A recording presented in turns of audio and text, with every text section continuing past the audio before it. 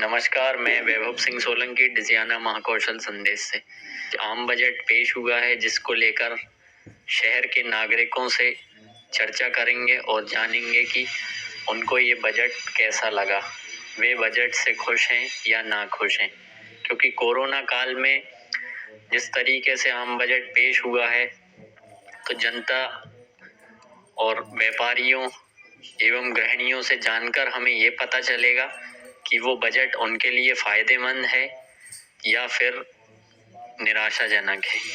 चलिए अब हम जानते हैं आम नागरिकों से, प्रबुद्ध जनों से कि उनको ये बजट कैसा लगा। आपका नाम क्या है? सुचिता चौहान।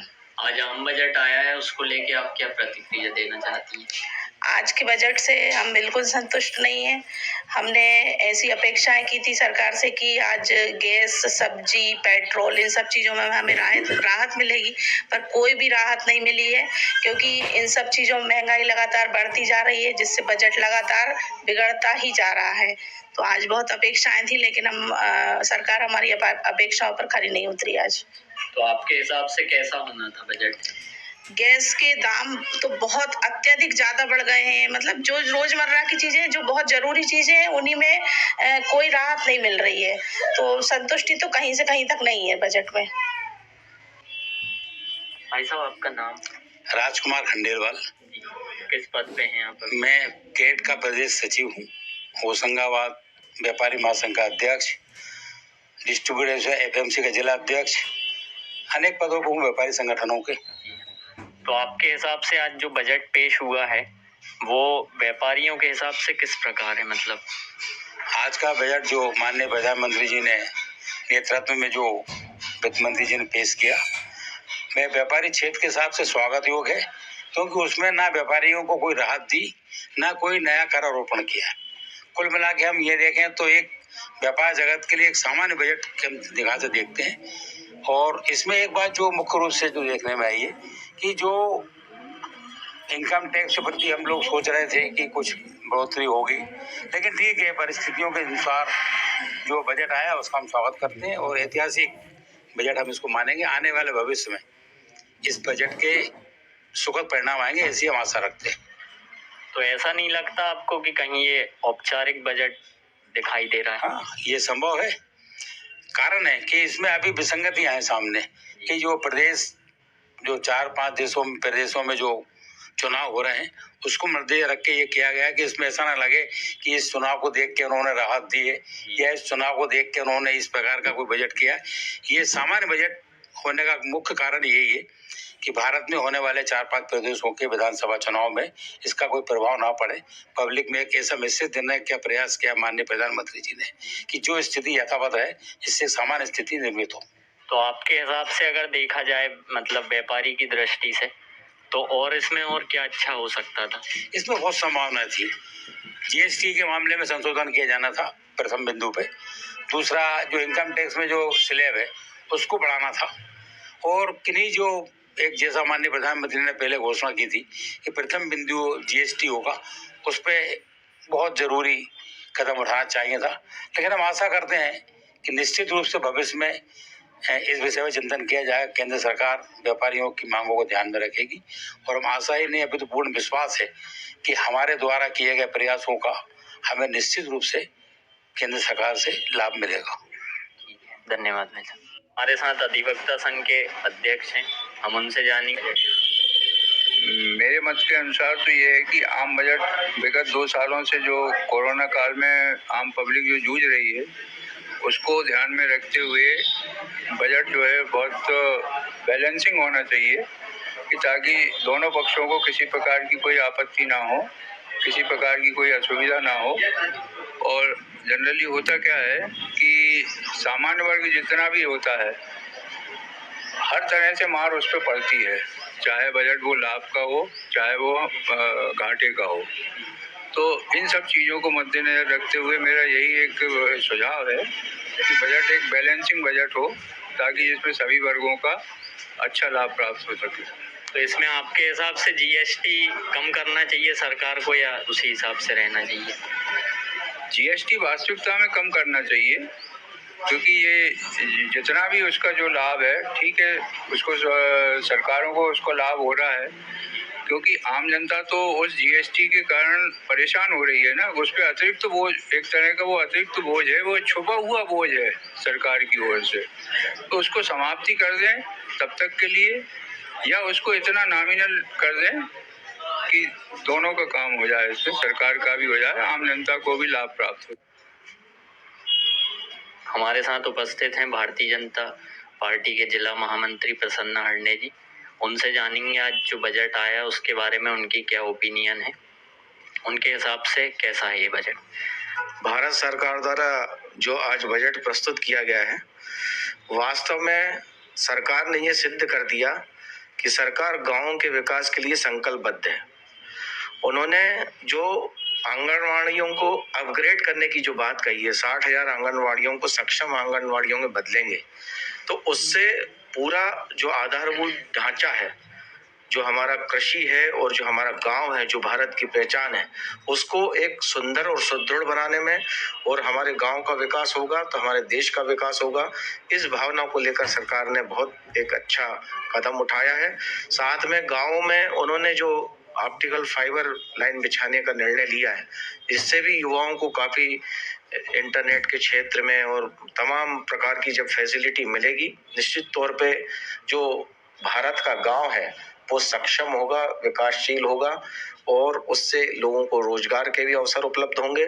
वैसे भी सरकार ने लगभग 60 लाख युवाओं को नौकरी देने का भी संकल्प किया है, और एमएसएमई के माध्यम से उन्होंने कई प्रकार के ऐसे जो मंझले उद्योग हैं उनको बढ़ावा देने के लिए आयात ड्यूटी में कमी की है। जैसे स्टील का जो आयात होता है, जो स्क्रैप का, उस पे उन्होंने शुल्क कम किया है।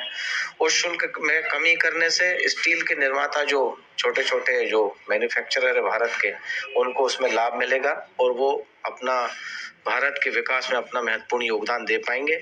इसी तरीके से नल जल योजना में जो उन्होंने निर्णय लिया है, जो स्वच्छ पेय, गरीब से गरीब आदमी को गांव में स्वच्छ पेय उपलब्ध हो, इसके लिए उन्होंने जो बजट आवंटित किया है वो भी एक बहुत ही सराहनीय कदम है, क्योंकि जो मुख्य आधार है रोटी कपड़ा और मकान, तो उस पर भारत सरकार काम कर रही है। माननीय मोदी जी ने प्रधानमंत्री आवास के लिए भी एक लंबा चौड़ा बजट छोड़ा हुआ है इस बार, और उससे ऐसा लगता है कि जो उनका एक विजन था कि 2022 में कोई भी ऐसा गांव में निवासी नहीं होगा जिसके घर के ऊपर छत नहीं होगा, वो निश्चित ही ये बजट को देख के मुझे ऐसा लगता है कि ये पूर्णतः निचले तबके को एक विकसित अवस्था में पहुंचाने वाला बजट है, और गरीब से गरीब आदमी के लिए और बेरोजगार युवाओं के लिए भी ये बहुत सहायक सिद्ध होगा। ये समझो कि आम व्यक्ति का बजट है, और उसके लिए उन्होंने जो प्रयास किए हैं बहुत सराहनीय है। और मैं कहूँगा कि ऐसे प्रधानमंत्री जो बिल्कुल पंडित दीनदयाल जी की अवधारणा जो अंतिम व्यक्ति को लेकर के चलने वाली है, उसी का ध्यान में रखते उन्होंने बजट का निर्माण किया है। तो आपको ये नहीं लगता भाई साहब कि ये औपचारिकता है बजट, क्योंकि जिस तरीके से पिछले बजट में 1 करोड़ नौकरियां देने की बात कही थी, इस बजट में 60 लाख नौकरियों की बात आ गई। नौकरी दी नहीं जाती, नौकरियों की परिस्थितियां उत्पन्न की जाती है। अब जैसे मैंने आपसे कभी कहा कि जब अब ऑप्टिकल फाइबर लाइंस डलेंगी, गांव में ये काम होंगे, तो ऑटोमेटिक रोजगार के अवसर उपलब्ध होंगे। तो ये उपलब्ध कराने के लिए एक स्रोत मात्र है सरकार, और वो होती है। अब जैसे आंगनवाड़ी अपग्रेड होगी, सक्षम होगी, तो उसमें पता नहीं कितने लोगों को रोजगार मिलेगा। इस तरीके से ये सरकार का जो है प्रधानमंत्री आवास बनेगा, उसमें रोजगार मिलेगा।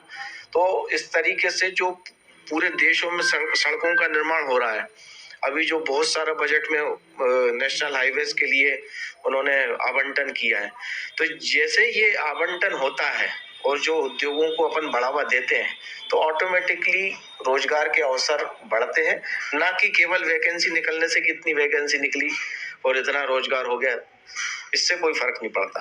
तो ये इससे क्या माना जाए भाई साहब कि पहले 1 करोड़ नौकरियां देने का वादा किया था और अब सिर्फ 60 लाख पे रुकी है सरकार? ये 60 लाख उन्होंने एक आंकड़ा दिया है, जहां तक कि ये जो पूरा उन्होंने स्ट्रक्चर बताया है अभी, उसके आधार पर तो ऐसा लगता है कि 60 लाख से भी ऊपर नौकरियां प्राप्त होंगी। इसमें कोई आंकड़े का सवाल ही नहीं है। जब ये सामने आएगा सब सारा पिक्चर, सारी चीजें, जब क्योंकि हमने देखा है पिछले जो माननीय मोदी जी ने जो भी कहा है वो किया है। प्रधानमंत्री आवास निश्चित तौर पे बने हैं, इतने लोगों के शौचालय का निर्माण हुआ है, तो ये भी होना तय है कि जो ऑप्टिकल फाइबर लाइन भी डलेगी, आंगनवाड़ियां अपग्रेड भी होंगी, प्रधानमंत्री आवास भी बनेंगे, और ये दुनिया भर के उद्योग धंधों को जब सपोर्ट मिलेगा तो ऑटोमेटिक जो है नौकरियों का जन्म होगा और अपने यहाँ बेरोजगारी दूर होगी। तो जैसा कि प्रसन्ना अडने जी ने बताया कि उनके हिसाब से बजट परिपूर्ण है और आने वाले समय में बजट के अच्छे परिणाम देखने को मिलेंगे।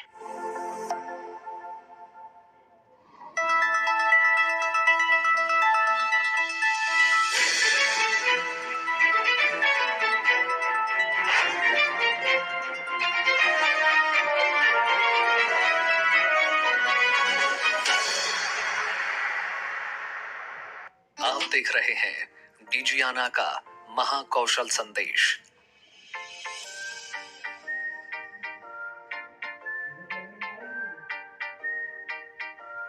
ये जबलपुर स्थित नर्मदा नदी है, जिसे जीवनदायिनी नदी भी कहा जाता है। यहाँ स्थित भेड़ा घाट, जो धुआंधार के नाम से मशहूर है, ये जबलपुर स्थित मध्य प्रदेश का हाई कोर्ट है, जहां लोगों को संपूर्ण न्याय मिलता है। जबलपुर में स्थित मध्य रेलवे का ये मुख्यालय पूरे मध्य क्षेत्र के स्टेशनों को संचालित करता है।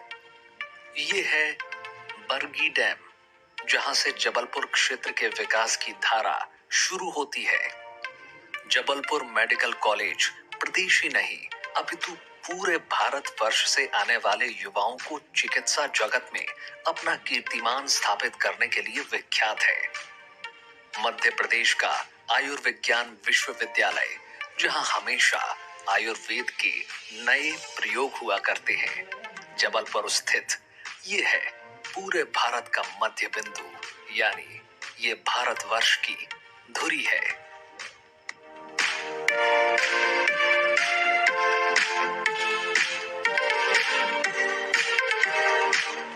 एग्जाम का प्रेशर मत लो, QLS का फ्री मॉक टेस्ट लो और अपने मार्क्स एक्सेलेंट करो।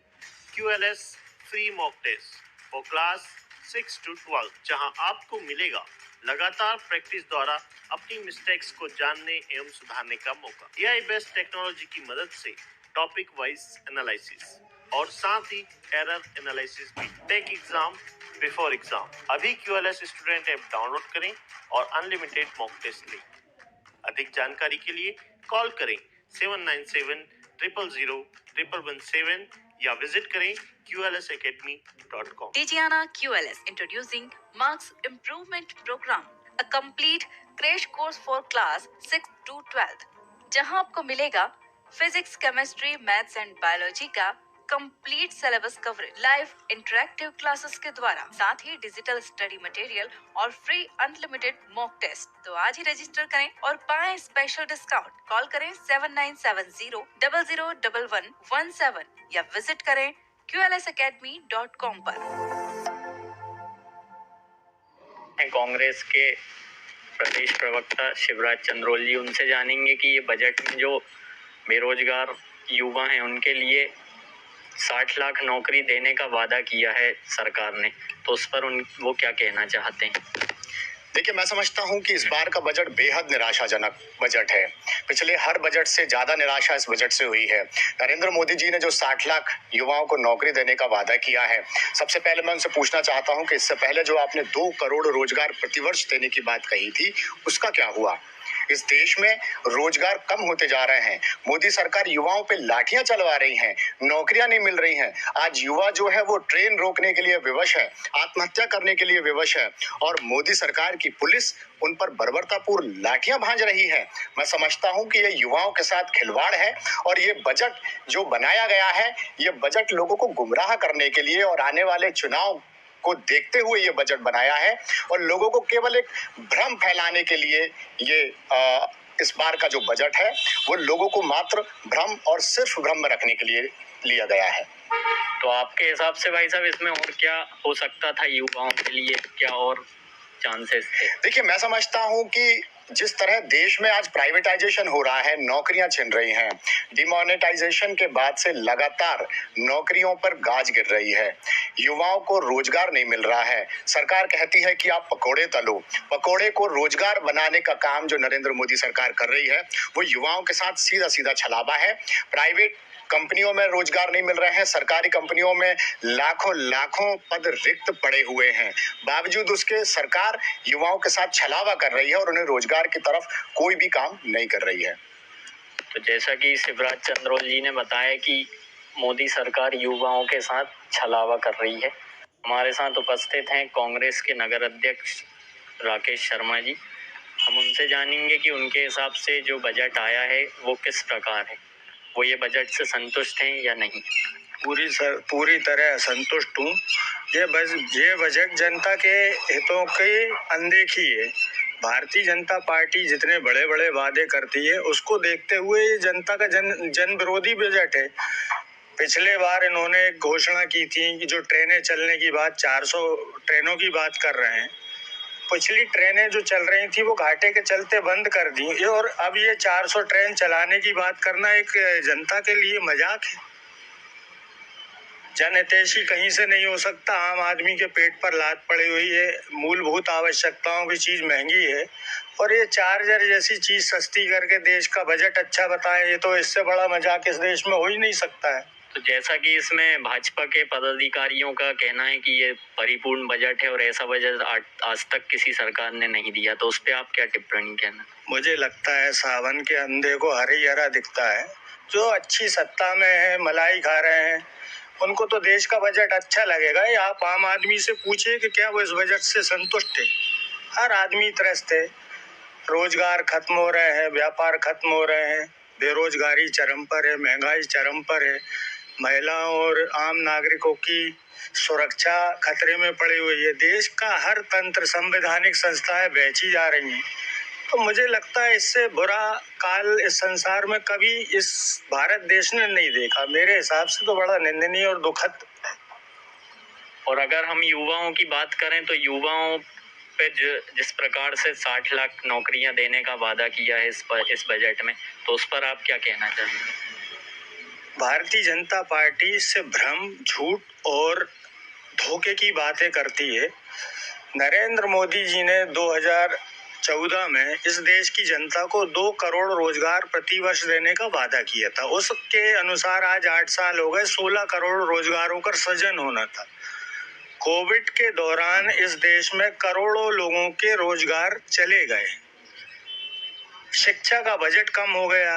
हमारे प्रधानमंत्री पकोड़ा तलने की बात करते हैं और देश का युवा अपने पेट और इस देश का भविष्य, जो देश का नवनिर्माण करने वाला है, आज वो रोजगार के लिए तड़प रहा है। और इसमें आप भारतीय जनता पार्टी की कथनी और करनी दिखती है कि अगर वो 2 करोड़ कहते थे, फिर 1 करोड़ पर आए, अब 60 लाख की बात कर रहे हैं। मुझे लगता है वो 60,000 नौकरी भी अगर दे पाए तो ये देश के लिए बड़ी सुखद बात होगी। मुझे नहीं लगता वो रोजगार की स्थिति में वो सिर्फ अपने घर और चंदा वसूली के अलावा इस देश से कुछ अच्छा नहीं दे पा रहे हैं।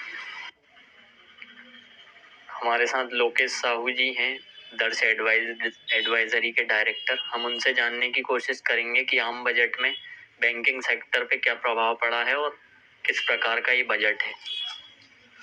बैंकिंग के रिगार्डिंग आज बजट में सब एक अच्छी बात रही कि अफोर्डेबल जो हाउसिंग है उसको इस साल भी गवर्नमेंट ने जो प्रधानमंत्री जो सब्सिडी स्कीम है, क्रेडिट लिंक सब्सिडी स्कीम, उसको 1 साल के लिए और इंक्रीज किया है। तो जो भी अभी तक हाउसिंग में जिनकी सब्सिडी वो चाह रहे थे फरवरी में अब नहीं मिलेगी, तो उसको गवर्नमेंट ने 1 साल के लिए और एक्सटेंड किया है। और बाकी रेट ऑफ इंटरेस्ट तो ऑलरेडी ऑलमोस्ट कम है, तो उसमें कुछ उन्होंने कट डाउन नहीं किया है, जो चल रहा है एज इट इज रहेगा। तो आपके हिसाब से और क्या अच्छा हो सकता था इसमें, मतलब भाई? इसमें अभी देखिए अफोर्डेबल जो प्रधानमंत्री की जो स्कीम है मोदी जी की, जो पिछले 2015 से उन्होंने लॉन्च की थी और कंटिन्यूस को इंक्रीज करते जा रहे हैं। इस साल भी उन्होंने इंक्रीज किया है, हो सकता है 2023 के बाद फिर ये इंक्रीज करें। तो ये काफी लोगों को पक्का मकान मिल रहा है इसके जरिए, और ये बहुत अच्छा है कि उन्होंने फिर 1 साल एक्सटेंड किया इसको। तो स्वागत रहा है, स्वागत योग्य है ये वाला फैसला इनके लिए। Thank you.